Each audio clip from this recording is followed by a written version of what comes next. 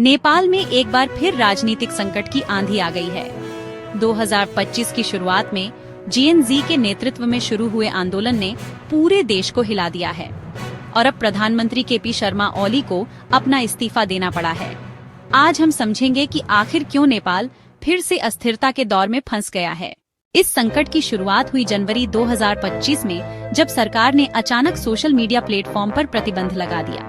सरकार का कहना था कि यह राष्ट्रीय सुरक्षा के लिए जरूरी है, लेकिन जेएनजी के लिए यह अभिव्यक्ति की स्वतंत्रता पर हमला था।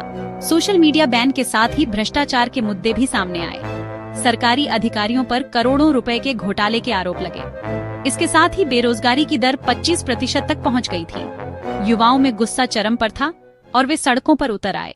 शुरुआत में ये प्रदर्शन शांतिपूर्ण थे, लेकिन जब सरकार ने प्रदर्शनकारियों की मांगों को नजरअंदाज किया तो पुलिस ने आंसू गैस और लाठीचार्ज का सहारा लिया। इसके बाद प्रदर्शन हिंसक हो गए और पूरे काठमांडू में दंगे भड़क उठे।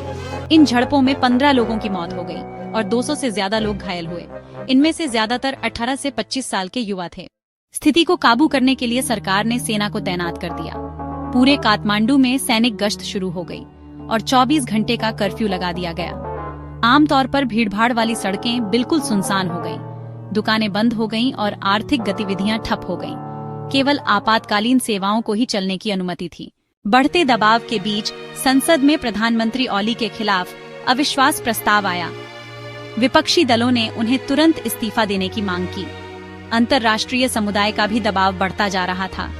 आखिरकार 15 फरवरी को प्रधानमंत्री ओली ने राष्ट्र के नाम संबोधन में अपना इस्तीफा घोषित किया।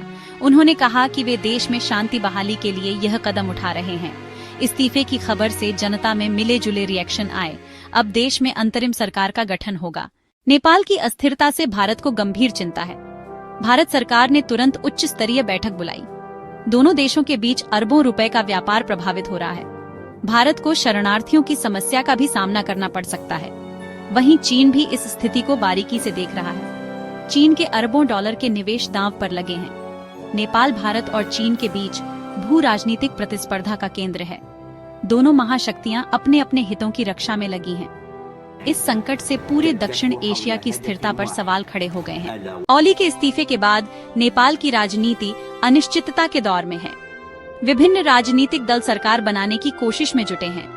संविधान के अनुसार 90 दिन के अंदर नई सरकार बनानी होगी। इस आंदोलन ने युवाओं को राजनीति में सक्रिय भागीदारी के लिए प्रेरित किया है। अब वे राजनीतिक सुधार और पारदर्शिता की मांग कर रहे हैं।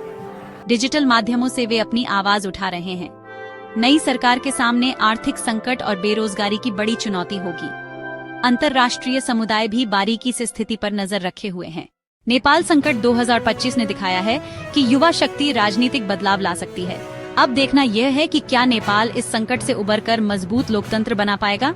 मैं सुमित हूं और यह था गायन टेक एआई का विश्लेषण। हमारे साथ जुड़े रहिए ताजा खबरों और गहरे विश्लेषण के लिए। धन्यवाद।